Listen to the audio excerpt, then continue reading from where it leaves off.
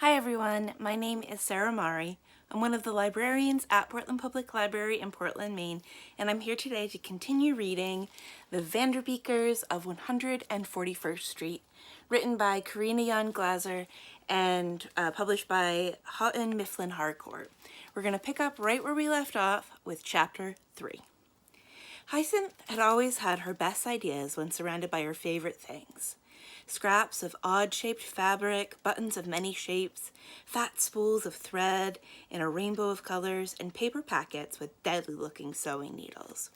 Hyacinth's yellow paisley dress, her own creation, was made from an old pillowcase with holes cut out for her arm and head. She knotted a wide lavender ribbon around her waist to complete the look.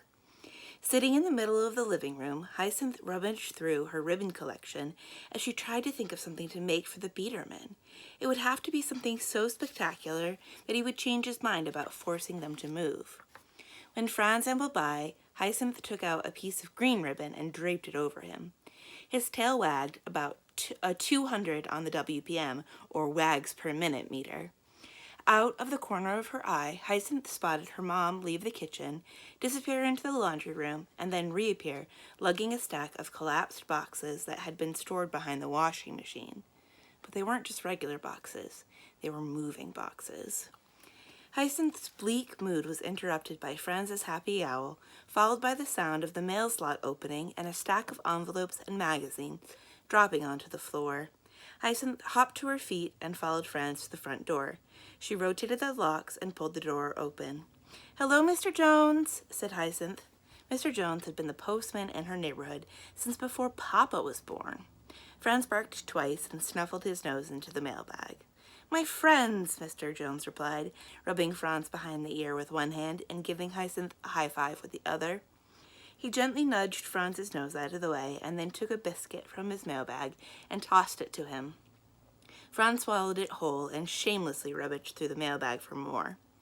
Mr. Jones was dressed in his usual navy blue parka with the USPS Sonic Eagle logo, blue pants, black slip-resistant shoes — Mama had bought those for him after Mr. Jones slipped on a patch of ice last winter and sprained his wrist — and a fur cap, also with the Sonic Eagle logo. Mr. Jones wore a few accessories not sanctioned by the USPS. These were round buttons designed by Hyacinth with help from her button machine. One said, "Mail rules," another said, "Love your postman," and the last said, "Dogs are a postman's best friend." The dog was the hardest to read given the amount of text squeezed into the tiny circle. "And how are we doing today, Miss Hyacinth?" Mr. Jones said. "We're fine, thank you," Hyacinth said in her most polite voice. "Isn't that so nice to hear?" Mr. Johnson said as he took out a handkerchief and polished the 3 buttons attached to his parka. "Very nice to hear, indeed." Hyacinth picked up a small bag of bone-shaped dog treats from the table near the door and handed them to Mr. Jones. "These are peanut butter dog treats," Hyacinth said. "If you haven't visited Senor Paz yet, I think you would like them." Senor Paz was an ancient black chihuahua that lived down the street. "I'm sure Senor Paz will appreciate these," Mr. Jones replied, tucking the bag carefully into his pocket. He said "sure" the same way that Hyacinth said "sure." "As a matter of fact," he continued, "I'm headed that way next. Tell me, now, did you make these yourself?" "Yes, I did," Hyacinth replied, glad he asked. She normally did not offer up this type of information in case it was considered bragging. "Mama helped, of course." "Your mama sure does have a hand with the baking," Mr. Jones said with an agreeable nod. "I don't know what the neighborhood dogs would do without you, Miss Hyacinth. I thought Snuggles had gone to heaven when he tasted the other dog cookie you made." Thinking about Snuggles made Hyacinth think about her blanket, also named Snuggles, which made her think of her bed and bedroom, which reminded her of the move. "Oh, Mr. Jones, Mama and Papa told us the worst news ever today. We're moving." She pulled at the hems of her shirt sleeves and balled the ends into her vests. Mr. Jones's body appeared to shrink a few inches. "Move? What move?" At that exact moment, Mama skidded into the foyer holding a bag. "Hello," she said with a big apologetic smile. "Hello, Mr. Jones. I baked some cookies. Would you like some? Nothing like double chocolate pecan cookies to comfort the tummy and the soul, I always say." Mr. Jones did not reach out for the bag. "Now tell me straight, Mrs. Vanderbeeker, are you moving?" Hyacinth noticed that Mama also seemed to shrink a little bit. "Oh, Mr. Jones, I was hoping to tell you first. Our landlord isn't renewing our lease. We just found out." "I've known your husband since he was born," Mr. Johnson said, accusation in his eyes. "I know, Mr. Jones. You're like part of our family," Mama said, tears coming into her eyes as she nudged Fran's nose out of the mailbag and tucked the bag of double chocolate pecan cookies in there instead. "We're looking for another place in the neighborhood, Mr. Jones. If you hear of anything, please let us know." Mr. Jones went quiet for a few seconds and then said, "Mr. Biederman is your landlord?" Hyacinth and Mama nodded. Mr. Jones shook his head and glanced up, as if he expected to see Mr. Biederman hanging out his third-floor window at that exact moment. "Mr. Biederman had some hard times," Mr. Jones said, looking back at them. "Hard times. He bought this brownstone a few months before your family moved in. He used to live a couple blocks away, right by the college. He worked there." "You knew Mr. Biederman? What did he do?" Hyacinth asked. "He taught in the art history department. He made paintings. He studied art and its history. Who made the art, where and when the artist lives, what techniques they used. And then he taught students about it," Mr. Jones said, giving Franz a final head pat. "Well, I best be going. Lots of mails to deliver." Mr. Jones held up the bag that Hyacinth had given him. "And dog treats to pass out. Have a good day now." He tipped his fur cap and leaned slightly on the bar of his postage cart as he rolled it away from the Vanderbeekers' brownstone and down the street. Mama reached over Hyacinth's head and clicked the door closed, and then shuffled back to the kitchen to cook dinner, while Hyacinth watched out the window until she couldn't see Mr. Jones anymore. Lainey, the youngest Vanderbeeker, had transformed into her alter ego, Panda Lainey. A furry white coat was draped over her stout body, and she was crawling around, keeping her mama company in the kitchen. She was the only one who was not so concerned about the possibility of moving. If the Biederman was the only obstacle, Lainey knew that she could win him over. She loved people. Surely he would love her too. So instead of thinking about ideas to save their home like Izza had asked, Lainey put her attention on getting double chocolate pecan cookies from Mama. On occasion, she pawed at Mama's feet and was rewarded with a carrot.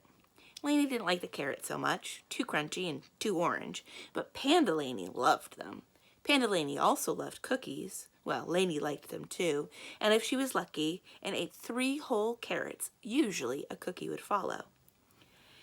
Panda Lainey peered around the kitchen island. She spied Paganini, her lop-eared bunny, under the couch. "Paganini," Panda Lainey said in a loud whisper. One bunny ear twitched, and Paganini's nose moved up and down like a motor.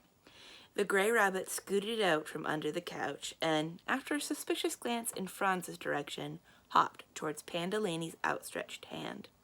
Paganini loved it when Panda Lainey came out to play, because that meant carrots. After grabbing the carrot, Paganini dragged it back under the couch and devoured his prize. Panda Lainey ate the other 2 carrots with less enthusiasm, and then crawled back to her mama's heels and looked up. "Okay, you little beggar," Mama said with a smile. "Just 1 cookie, and bring 1 to your sister." Her mom passed her 2 cookies. Panda Lainey inspected them both with a critical eye. One was a little bit larger, but the other one was shaped like Paganini. Panda Lainey debated between them before choosing the larger one and giving the Paganini-shaped cookie to Hyacinth, who crammed it in her mouth and mumbled a gloomy "thanks," without bothering to look up from her ribbons. Jessie was wearing jeans and a baggy navy hoodie, and was perched on the steps leading to the dungeon with a pile of colored gumdrops and wooden toothpicks in neat piles around her. She was constructing model molecules by connecting colored gumdrops that were supposed to represent atoms, but she got distracted pretending the gumdrops were the Biederman's eyes, and she was stabbing them with the toothpicks. Izza was down in the basement, positioned at the bottom of the stairs so she could see Jessie. Her violin was cradled on her shoulder, and she was zipping through various etudes. Short study pieces her music teacher insisted that she practice every day. When she finished, she gazed up at Jessie. "So, do you have any ideas for saving our home yet?" asked Izza. Jessie scowled. "Does it look like I have any ideas? Can't you tell I'm in the anger stage of grief?" "Jess, you've got to pull it together. We need your problem-solving brains." Jessie put down her toothpicks and looked down the stairs. "Sorry. I'll totally have ideas when we meet up later." Mama walked by and ruffled Jessie's already disheveled hair. "Ideas for what?" she asked. Oh, ideas for... Jessie trailed off and looked down at Isa in alarm. Christmas Eve dinner, Isa lied. I'm so glad you girls are taking care of that, Mama said briskly. And don't worry about what everyone's been saying. I'm sure it will be great. Why don't you look up some recipes online? I saw this one recipe for shredded Brussels sprouts with maple hickory nuts that maybe you want to try. Mama passed Jessie her smartphone. It's bookmarked under recipes. Isa shuddered at the thought of Brussels sprouts, shredded or not, and Jessie made a face at the complexity of the recipe. The twins had been responsible for preparing the family meal on Tuesdays since they had turned 12 earlier that year. This year, Christmas Eve fell on a Tuesday, and in the Vanderbeeker tradition, Christmas Eve dinner rivaled Thanksgiving dinner in scope and quality. Oliver, not a huge believer in the twins' cooking abilities, suggested that Jessie and Isa have immunity on Christmas Eve, or perhaps that they trade for a different, less important day. Hyacinth agreed with Oliver's suggestion, and even Papa seemed inclined to think that this was a good idea. The twins, offended by the little faith of their so-called family, insisted on keeping to the schedule and vowed to prove themselves. That is, until they received the news about moving. It's going to be the worst Christmas Eve dinner if we have to move, grumbled Isa. Any ideas for what we should make? And not that Brussels sprouts thing, Jessie added. Isa paused. Anything but turkey. I'm still recovering from Thanksgiving. I repeat, will throw up. Okay, how about this? Jessie set aside the octane gumdrop molecule she had started on and grabbed a piece of paper and a pen. She settled back down on the top step. We could do roasted vegetables for the side dish. We never messed those up before. At Isa's nod, Jessie wrote roasted vegetables on the list. Okay, what's the main dish? How about beef stew? How hard could that be? Isa nodded again, and Jessie jotted it down. And what to conclude the meal with, Jessie murmured to herself. She opened up the search engine on Mama's smartphone and scrolled through some of the recipes on the cooking website that they liked to use. She picked 2 under the heading of easy dessert recipes sure to impress your guests. What do you think about strawberry cheesecake and carrot cake? Great, said Isa. Add fresh bread from Castleman's Bakery, too. Isa started a new etude, making a number of mistakes along the way. Okay, Jessie wrote the final menu on a sheet of paper. The twins went over the guest list. Miss Josie and Mr. Jeet, of course. Isa said, oh man, what will they do if we move? Miss Josie and Mr. Jeet had lived in the apartment above theirs for as long as anyone could remember. Retired, they spent a lot of time with the Vanderbeekers, and Mama and Papa helped them with their grocery shopping and keeping track of their doctor's appointments and medicines. I don't think Lainey and Hyacinth will be able to leave them, Jessie said. Lainey will latch herself onto Mr. Jeet's leg and refuse to let go. Jessie continued with the guest list, which grew to include the children's favorite relatives, Auntie Harrigan and Uncle Arthur, who lived in Westchester, as well as his music teacher, Mr. Van Houghton. Wouldn't it be amazing if we could get the Biederman to come? Isa mused. If the Biederman ends up at our dinner table, it will be a Christmas miracle, replied Jessie.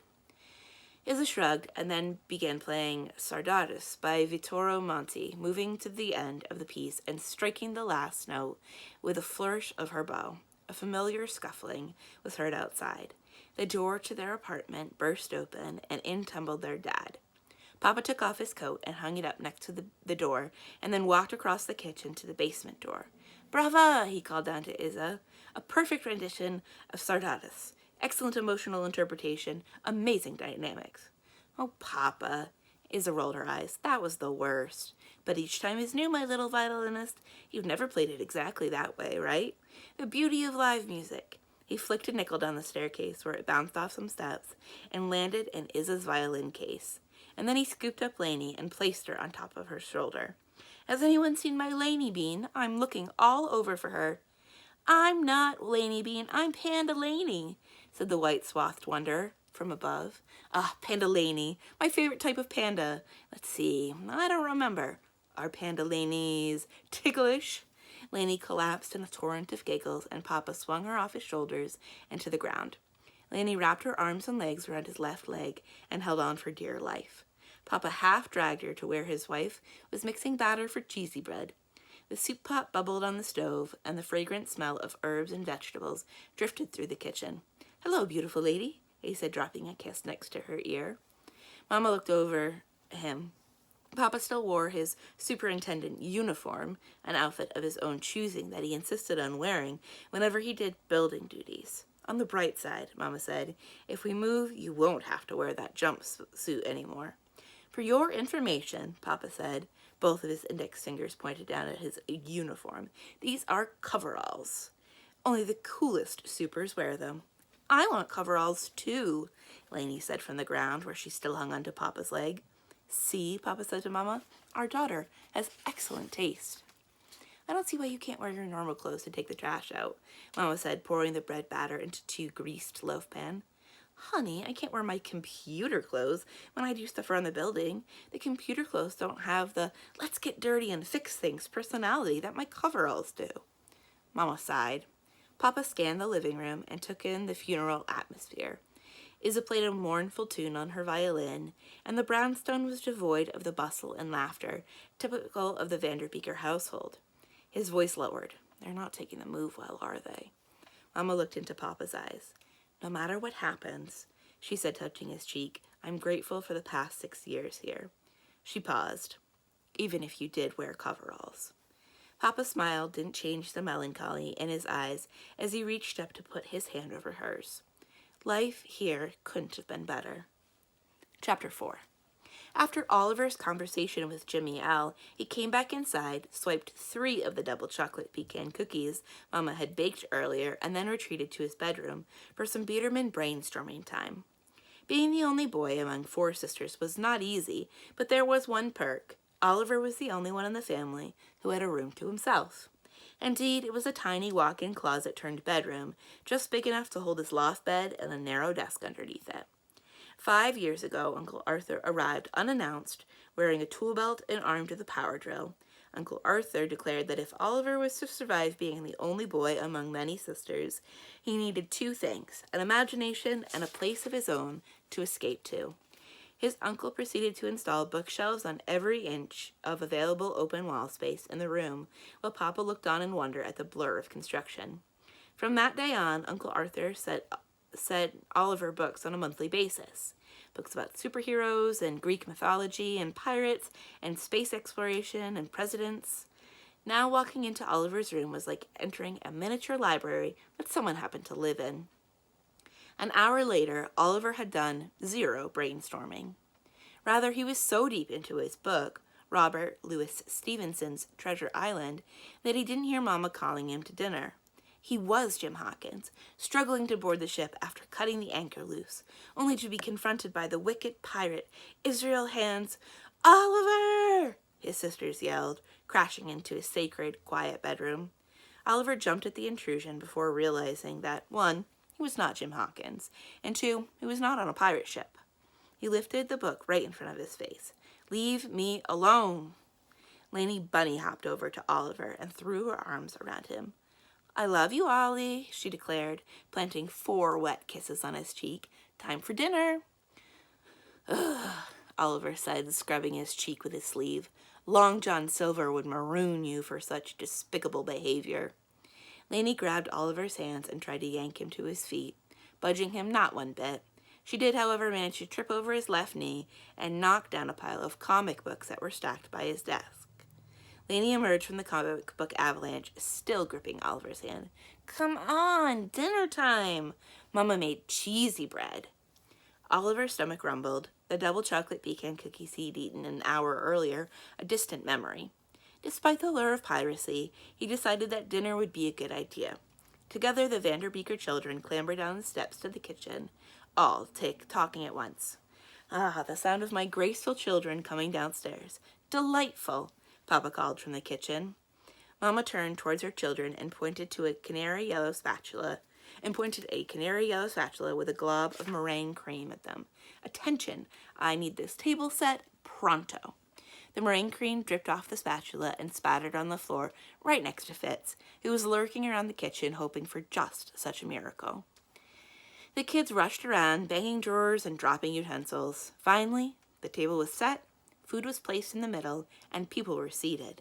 Then Oliver got up because he wanted ice in his water. Then Lainey insisted on rummaging through the silverware drawer for her special soup spoon. When everyone was seated again, the family held hands. Papa said a quick blessing over the food, and dinner began. "So," Oliver said, jumping right into the very topic at the forefront of everyone's mind. "I don't know about you, but I'm feeling like we need to see the Biederman. Before we move." He looked at his parents with his innocent face. Papa glanced at Mama. He's trying to look innocent. Something's up. Mama sighed and looked at Oliver. "What are you planning to do to that poor man?" "What? Nothing. Why is everyone looking at me like that?" Oliver reached over the table and rifled through the slices of cheesy bread, searching for the biggest piece. "I'm just saying, the Biederman should be a man and show his face to us at least one time before he evicts us. We need an explanation." "It's Mr. Biederman, and he's not evicting us. He's just not renewing our lease," Mama said. "I've always wondered what he looks like. Is he short? Is he tall? What color hair does he have? What types of things is he interested in?" Jessie chimed in. "Does he like cute little bunnies?" asked Lainey, bits of cheesy bread escaping from her mouth. "What about Christmas carols? Or do you know if he's Jewish?" asked Oliver. For that, he got a kick under the table from 2 different sources. Based on the synchronicity and the force of the kicks, he was pretty sure that they came from the twins. "I know absolutely nothing about him," Mama said. "You know how private he is." "Every time I've had to go to his apartment," Papa said, "he tells me to let myself in with his super key and closes himself into the bedroom until I'm done." "You have a super key?" asked Lainey, amazed. "Does it have powers? Is it magic?" "He means the superintendent key," Oliver said, rolling his eyes. "I think the whole situation is weird," Jessie said, banging her soup spoon on the table. "We've lived here for 6 years, and I haven't seen him once. Then he kicks us out of our home without even getting to know us." "Mr. Jones said he used to work at City College before we moved in," Hyacinth said. Mama cleared her throat and said the words that no one wanted to hear. "We need to start packing tomorrow." Around the table, each Vanderbeeker finished dinner, but the food tasted like dust and left them empty and unsatisfied. After clearing the table and loading the dishwasher, the kids headed upstairs as the brownstone creaked mournfully in the silence. "Off to the rep?" asked Isa. "Desperate times call for desperate measures," replied Jessie. Isa opened her closet door and pulled out an armload of hoodies and passed them out. While everyone zipped up the thick sweatshirts, Jessie gathered the rep bag, a duffel that was filled with fleece blankets, along with a large 2-liter bottle that used to hold soda water, but now was filled with tap water. With what Oliver believed was superhuman strength, he yanked up on the twins' bedroom window, and the kids climbed out on the fire escape. Isa hitched Lainey on her back and started up the groaning metal stairs to the rep, otherwise known as the roof of epic proportions. There were 2 ways to get up on the rep, but the other way required the Vanderbeeker kids to use the ladder directly across from the Biederman's door. They had never used that roof entrance, for obvious reasons. "Be careful," Isa reminded them. She said that same thing in her listen-to-me-or-else tone every time they went to the roof. First, Isa and Lainey passed Miss Josie and Mr. Jeet's living room. "Hi, Miss Josie," Lainey chirped, tapping the window and waving when Miss Josie looked up from her television show. Next, they crept past the Biederman's windows, which were covered by blackout curtains, and finally they emerged on the roof. The roof floor was not the typical concrete sandpapery surface that covered most roofs in New York City. Right before the Vanderbeekers had arrived, the 100-year-old roof was replaced and then topped off with current-colored ceramic tiles. The tiles made the roof welcoming and soundproof. Nevertheless, the kids knew to tread in the same manner that they did when visiting one another's bedrooms late at night, being careful not to wake their parents. They were certain that the Biederman could not hear them, because he definitely would have said something about it, and not in the nice way either. "Water wall to launch, with your permission," Jessie said to Isa when they got to the roof, lifting a water bottle out of the rep bag and holding it up. The sky glowed a Persian blue, and the black silhouettes of the building gave the neighborhood a fantasy quality, like the chimney sweep scene in the Mary Poppins movie. "Go for it, boss," Isa replied, taking the rep bag from Jessie and setting the blankets on the ground. Jessie had built the water wall along the eastern facade of the brownstone, inspired by a science class, during which her teacher showed them the different cartoons of Rube Goldberg machines. The one Jessie loved the most was the cartoon demonstration of a sheet music turner. A guy who looked like a young Beethoven was sitting at a music stand where he was pumping a foot pedal that set off a bunch of reactions, like starting a bike pump that puffed air into a boxing glove that punched a lever that caused a stick to shoot out and turn the page on the music stand. This comic gave Jessie an excellent idea for something to make for Izza, and when she couldn't get the sheet music turner to work, she created the water wall instead. It ended up being a present for Izza's 12th birthday, and Jessie had spent nearly all of June working on it. Jessie brought her water bottle over to the east side of the brownstone, where an industrial metal funnel rested on the roof ledge. Jessie carefully positioned the water bottle in the wire cage, aimed the spout into the base of the funnel, and then unscrewed the bottle cap. The water flowed into the funnel, where it descended through a black hose and settled into a metal container secured to the edge of the building. Then it trickled along chutes that zigzagged along the side of the building, causing a series of water wheels with spokes to ping 3 sets of miniature wind chimes as they rotated. Next, the water set off a lever attached to a wooden rain stick, nudging the rain stick to sway back and forth like a lazy seesaw. The water then came down to a drop-off, where it waterfalled 1 story down to a round piece of tin that Jessie had found on the curb coming home from the school one day. The tin was magic. It vibrated and produced a different sound depending on what angle the water hit. Then the water rolled right off into Mama's herb garden and kept the plants hydrated during the growing season, which was probably the only reason that she had let Jessie construct the water wall in the first place. There's a diagram of it you can see. Up here is where the water goes in, and it flows on this, and it says, shh, this is where Biederman lives. Miss Josie and Mr. Jeet live on this floor. Water settles here before entering the chutes. You can see a close-up of the wind chimes. Goes to the water wheels. This is the rain stick. This is the Vanderbeekers apartment. And the water falls onto the tin and then into the garden. A 2-liter bottle of water was enough to keep the water wall's music going for about 15 minutes. The sound from the water wall was what Izza imagined a wind quartet would sound like if the musicians played on a grassy field on a rainy day, with umbrellas to protect the instruments, of course.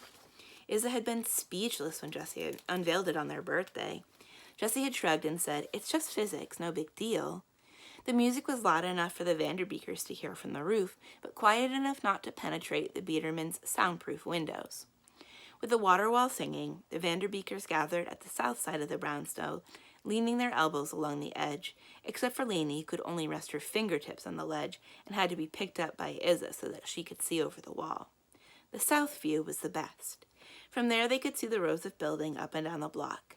In the distance, City College was lit up on the hill, looking like an ancient castle complete with turrets. "Let's play Listen Without Paying Attention," suggested Lainey. This was one of her favorite games. She had made it up herself, and it didn't make sense to the rest of the kids till they were in the middle of the game, and then it made perfect sense. "Close your eyes," instructed Lainey. A few minutes later, Hyacinth heard the sound of merengue music coming from one of the apartments down the block. Oliver heard a sliding door open and their next-door neighbor clack a lighter for a cigarette. Jessie heard unrestrained laughter from a group of people walking down the street on the other side of the building. Izza heard the rain stick's pebbles shift back and forth on the water wall. Lainey, whose eyes were squeezed as tightly shut as she could squeeze them, tried not to hear anything. Still, she heard Miss Josie's rich voice singing a gospel tune. It was amazing what the Vanderbeekers could hear when they weren't trying to listen to anything. Hyacinth's voice interrupted the not listening. "Do you think we'll really stay in Harlem?" "Of course," scoffed Jessie, opening her eyes. "Papa said so." Hyacinth shook her head. "You know, he never really said we'd stay, and he looked sort of weird when he was talking about it. He had the same look he gets when he tells Grandma that he loves those yucky anchovy casseroles that she always makes when she comes here." "Papa has lived here all of his life," Oliver said. "He's like the mayor of our block. He'd never leave. And his computer repair job is here," Jessie pointed out. "He said he would hire me as his assistant when I turned 16. Jessie paused for a nanosecond. Only 1,257 days to go. Papa doesn't lie, Lainey said. Lying is bad. I agree, Lainey. Isa looked out over the neighborhood. This is my favorite view ever. Do you think the Biederman worked at the castle? Hyacinth asked, looking at the city college. I thought only nice people were allowed to work in the castle. Princesses live there, Lainey stated, bracing her arms on Isa's shoulder so she could get a better view. Princesses do not live there, Oliver said. That's a college, dummy. Don't call your sister dummy, Hyacinth and Isa said in unison. Come on, Isa said. We have work to do. She led her siblings to the blankets where they sat down for the second meeting of Operation Biederman. Hyacinth handed out the buttons that she'd made, and her siblings attached them to their clothes. Remember, not a word to Mama and Papa, Jessie reminded them. The Vanderbeekers kids formed a tight circle and did a communal fist bump. What if we fail? Asked Hyacinth. We won't, said Oliver, pulling out a startlingly realistic pirate sword that was attached to a belt loop on his jeans and lifting it high on the sword. My idea is for all of us to get swords, and so I've been thinking, Isa interrupted, that the key to winning the Biederman over is to play to our strength. Good thing I have so many fine qualities to show off to the Biederman, Oliver boasted. Who wants to share their ideas first? Asked Isa. Hyacinth should do the first Biederman mission, Jessie said. She's the craftiest person in the world. Hyacinth rose and then shook her head in short, quick bursts. Come on, Hyacinth, you're the perfect person to go first. Not too overwhelming. Here Jessie shot a glance at Lainey, who was busy drawing hearts on everyone's hands with a felt-tip pen that she had found in the rep bag, and not too obnoxious. Here Jessie glared at Oliver, who was trying to untie Isa's sneakers with the tip of his sword. Hyacinth the Brave could totally do it, Isa suggested. Hyacinth continued to shake her head. Since Hyacinth is out, Isa said, surveying her siblings, Jessie, you better go first. Why not you? Said Jessie. Because of our musical disagreements, replied Isa. Her siblings knew that was true. They all thought it was a shame that the Biederman reacted so strongly to stringed instruments, especially given Isa's extraordinary progress over the last 6 years. She had left the scary, screechy phase of violin playing shortly after that first year, and even won a couple of violin competitions recently. Jessie sighed. Fine, send me to my doom, but someone's coming with me. I'll help, I'll do it, Lainey yelled, waving an arm in the air. Shh, said Isa, Jessie, and Hyacinth. I'll help too, Oliver said. Jessie looked over the two candidates. Okay, Lainey, you're in. Hey, what about me? Oliver said. You're a little, Jessie began. What? Demanded Oliver. Unpredictable, suggested Isa. Volatile, added Jessie. Hyacinth didn't say anything, but she gazed at Oliver adoringly. I'm not that bad, said Oliver. No, you're not, for a boy, but you could use some finesse, said Jessie. Finesse, grumbled Oliver. I have so much finesse you don't even know. The water wall had long stopped singing, and the sky had darkened to an endless black by the time that the kids were finished bouncing ideas back and forth. It turned out that Oliver did have the best idea for the first Operation Biederman. However, even Oliver ultimately agreed that he was not the best delivery person. In addition to the baseball and sprinkler incidents, Oliver felt that the Biederman had a particular dislike for him because he used to practice dribbling on the sidewalk in front of the brownstone. This bothered no one in the entire neighborhood unless her name was Biederman. Good idea, Oliver said as she packed up the rep bag. I think this is going to work. See, Oliver said over her shoulder.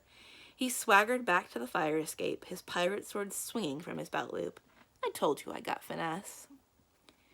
That is where we're going to end for today. We'll pick up tomorrow with Saturday, December 21st.